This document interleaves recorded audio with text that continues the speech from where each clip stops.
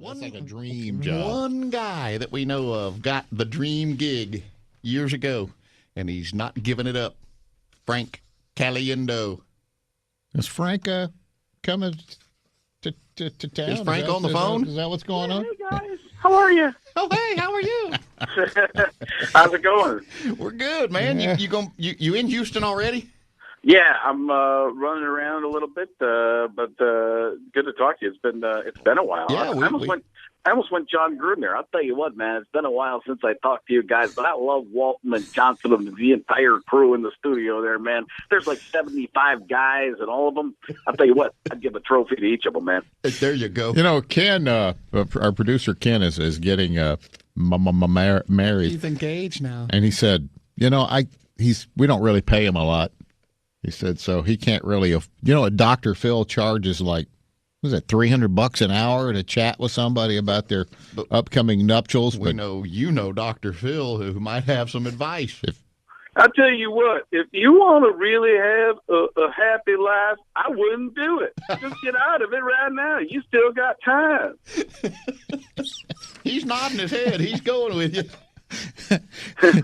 What were you thinking? You had the best life you could ever have had, and now you're going to connect yourself to a ball and chain. You're done. Just give it up, man.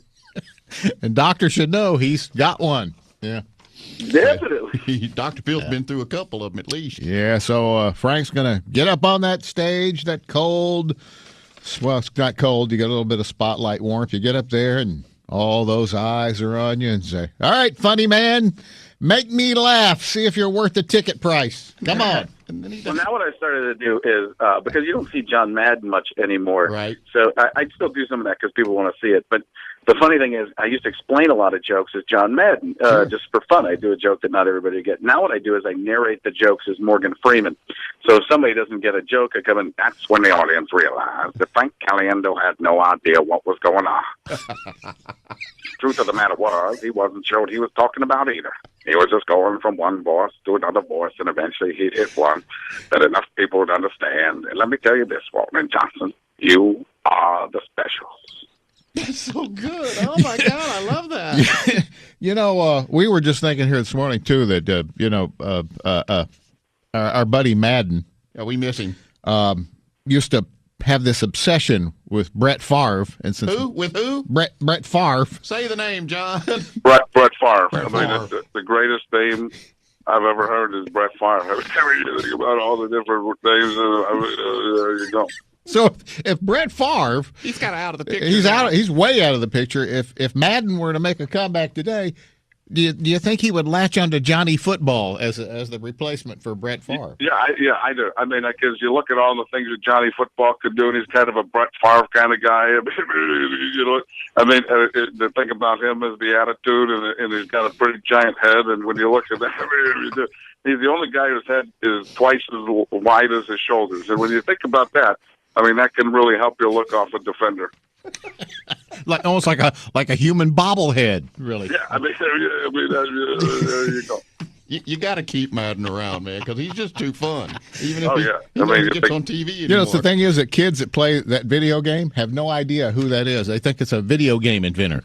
Yeah, right. Yeah, and that's what I invented that in most of the Lego games. And when you realize that, boom, I got a Brett Favre Lego. You put them away, it keeps coming back. Oh my God! Yeah, that's the guy. Is that the guy that wrote the code to the game? That's just John Madden character. Yeah, I mean, I wrote a lot of codes. I did that, and then the multi-meal code. What was the one in the? I don't know what I was thinking. Then boom, there you go. Hey, did you happen to catch Charles Barkley interviewing Obama right before the NBA All-Star game? I'll tell you what. If there's one person who's right for interviewing presidents, it's me. Why would that? And next is going to be Kim Jong-un. I'll go over there with Dennis the Knucklehead Rodman. Let's talk to him. That's a crazy idea. What was he thinking? I do love. They go to Barkley to talk to him about like important things in the world. They'll ask him, "What do you think of Syria?" I think it's a very bad situation. You're Charles Barkley. Why does anybody think that you should be? I mean, I love that he'll give his opinion. I don't blame Barkley, but it's like, why is CNN asking Charles Barkley questions? Well, either he's been threatening or the networks have been threatening for him to run for something over there in his hometown or home Alabama. He was going to run run for governor of Alabama. governor. I'm going to run for mayor of Alabama. Mayor of Alabama. I think that'll be a pretty good job.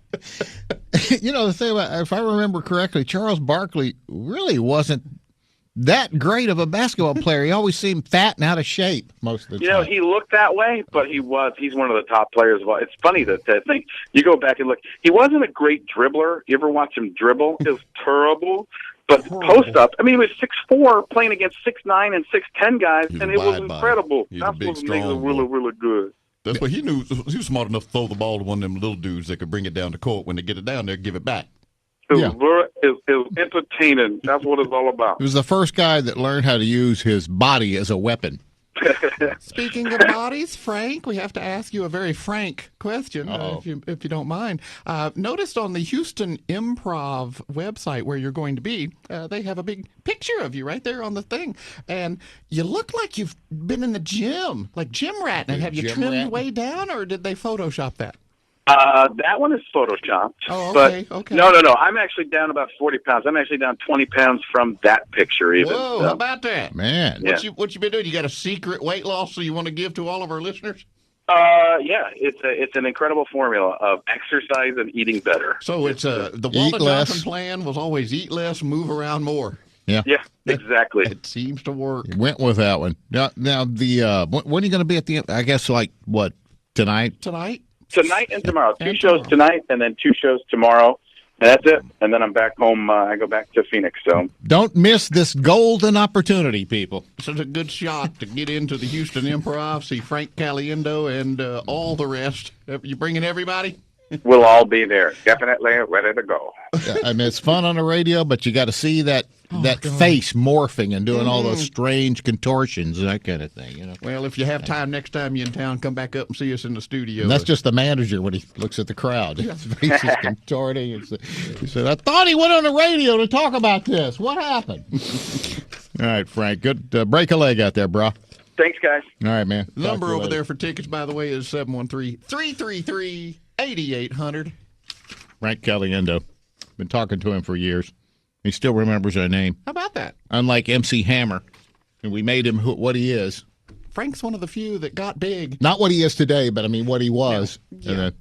No, that not MC Hammer now. MC Hammer then. Yeah. It's like, who? MC what? The following program contains material not suitable for children. It's got a little bit of a zing to it. Clean up your act. Walton and Johnson.